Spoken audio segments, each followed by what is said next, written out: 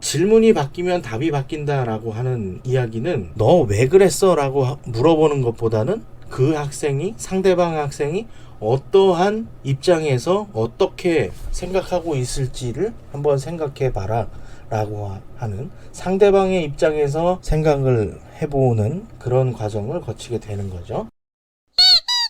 이 내용은 회복적 대화 모임 연수 이후에 내용을 재구성한 내용이기 때문에 참고하시고 보시면 될 것 같습니다. 진행 순서는 생활지도 방법의 변화, 또 생활교육, 회복적 정의, 그리고 회복적 대화, 이런 순서로 진행을 하도록 하겠습니다.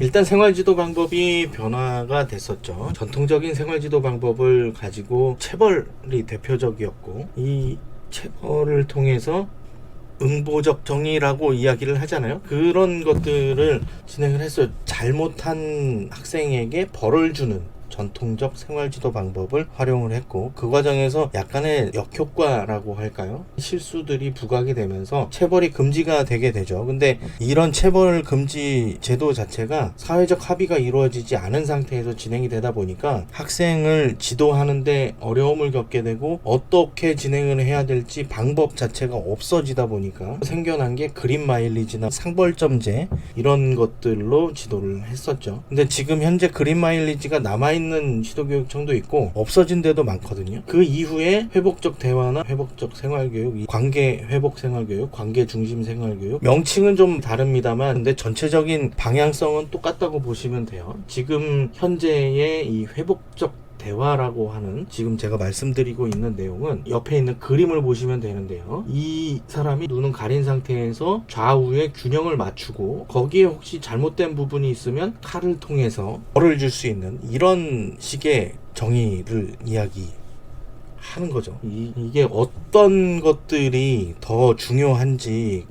닭이 먼저냐 달걀이 먼저냐 이것을 판단하기 이전에 일단 회복적 생활교육, 회복적 대화를 시도하다가 정 안 되면 전통적인 방법으로 생활규정에 의해서 징계를 주고 또 벌을 주고, 이런 과정들을 함께 진행하는 게 제가 보기에는 학교 현장에서 실제 적용하는 데는 이런 패러다임이 바뀌었다고 해서 이쪽으로만 진행을 할 것이 아니라 두 가지를 함께 진행하는 게 오히려 학생들한테 더 다가갈 수 있지 않을까 하는 생각이 되고요. 실제 적용하는 데에도 두 가지 방법이 같이 적용이 돼야, 회복적 대화 방법이 예방에 초점을 맞추고 있는 거잖아요. 근데 이 예방을 하다가 발생을 하면 학생이 돌발 행동을 하고 학교폭력 사안을 일으키고 하는데, 거기에서 절차적으로 진행을 하지 않았을 때 생기는 문제점들도 있기 때문에 종합적으로 진행을 하는 게 좋을 것 같습니다. 그리고 생활 교육이라고 하는 것이 예전에는 생활 지도라고 이야기를 했었잖아요. 근데 지금은 이제 생활 교육이라고 하는 게 조금 전에 말씀드린 바와 같이 예방 활동에 초점을 맞추고 진행을 하고요. 문제 행동하는 학생이 변화하기를 바라는 거죠. 그래서 여러 가지 방법들이 있어요. 질문을 한다든가 대화를 한다든가,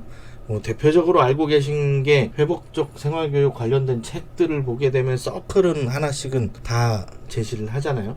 여러 가지 방법 중에 하나라고 하는 거죠. 그 내용들이 있는데, 이런 이 문제 해결 방법은 일단 예방을 하다가 정 안 되고 발생한 내용에 대해서는 기존의 생활지도 방법으로 진행을 하는 게 맞다고 생각이 됩니다. 생활교육을 하는 데 있어서 학교의 역할이 있잖아요. 학교는 공동체라고 말씀을 드렸는데, 마을 공동체가 예전에는 있었어요. 전통적인 마을에서 동네 할머니가 제가 지나가는데 밥은 먹었냐 물어보고, 어머니는 어디 가셨냐 이런 것들을 좀 물어보는 그런 마을 공동체 개념이 저희 어렸을 때만 해도 약간은 남아 있었는데, 점점 도시화되고 개발이 되다 보니까 지금은 거의 사라지다시피 했죠. 거기에 한 측면에서 마을교육 공동체라고 하는 개념을 최근에 많이 이 시도교육청에서 도입을 해서 진행을 하려고 하고 있는데, 그게 사실 쉽지는 않잖아요. 학생들이 공동체 생활을 하면서 마을에서 여러 가지 이제 교육을 받는다고 하는 건데, 어떻게 보면 직업교육 위주로 초점이 맞춰져 있지 않나. 생활교육하는 측면에서는 이 마을 공동체가 자연스럽게 밥상머리 교육이라든가 이런 개념들도 같이 접근할 수 있는 그런 개념인데 관계성이 고려되고 할 수 있게끔 지도를 하는 게 좋을 것 같고요. 신고나 갈등, 의견 충돌이 계속해서 일어나는 것은 다 이런 생활교육의 문제일 수 있기 때문에 그렇게 확인하시면 될 것 같습니다. 지금 이 관계 형성 방법을 확인을 해보도록 하는데요. 이 회복적 질문이나 대화 방법에 대해서 이야기를 하는 거죠. 선생님들이 학기 초나 학년 초에 학생하고 선생님 간의 관계에서 학급의 규칙을 만든다든가 수업의 규칙을 만들어서 진행을 하시는 게 좋을 것 같고요. 학생에게도 이런 과정을 통해서 권위를 주게 되는 거죠. 책임감 있게 참여할 수 있게 하고요. 그 과정에서 예방에 초점을 맞춘 적극적인 경청, 공감, 소통 이런 과정들을 통해서 발생하지 않도록 예방을 하는데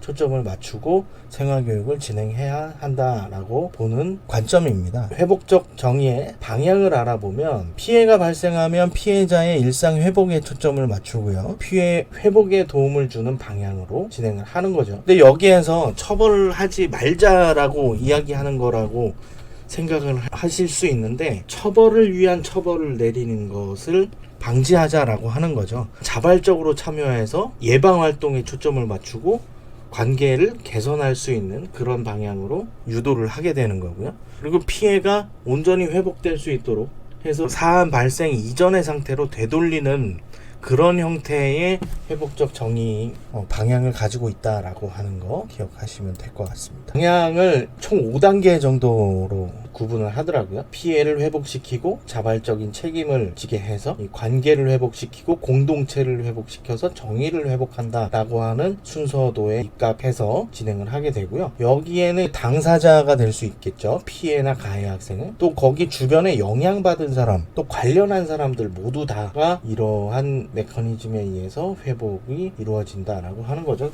최종적으로는 정의가 무엇인지 그런 것들에 대해서도 생각해 볼 수 있게 하는 그런 과정을 이 학생들과 생활교육 차원에서도 접근을 할 수 있겠다라고 하는 생각을 해보기도 했습니다. 이런 내용들 확인하시면 좋을 것 같고요. 회복적 대화의 순서를 알아보면 공감을 하죠. 또 경청을 하게 되고요. 적극적 경청을 하는 과정이 학교폭력 사안이 발생했을 때 학생의 이야기를 계속 들어준다고 말씀을 드렸는데 들어주다 보면 공감을 하게 되고 자연스럽게 라포 형성이 되고요. 그 과정에서 경청을 할 수 있게 되고요. 양쪽 학생 간 똑같은 과정을 거치면서 쟁점을 확인을 하게 되고 어떤 부분이 잘못됐는지에 대해서 어느 정도는 알려줄 수 있는 훈육의 과정을 체벌을 하라는 게 아니라 이러이러한 과정에서 상대방은 어떤 피해를 입었고 어떻게 느끼게 되었는지 한번 상대방의 입장에서 생각해 볼 수 있게 하는 과정을 거치게 할 수 있다라고 하는 거죠. 그래서 이 질문이 바뀌면 답이 바뀐다라고 하는 이야기는 너 왜 그랬어? 라고 물어보는 것보다는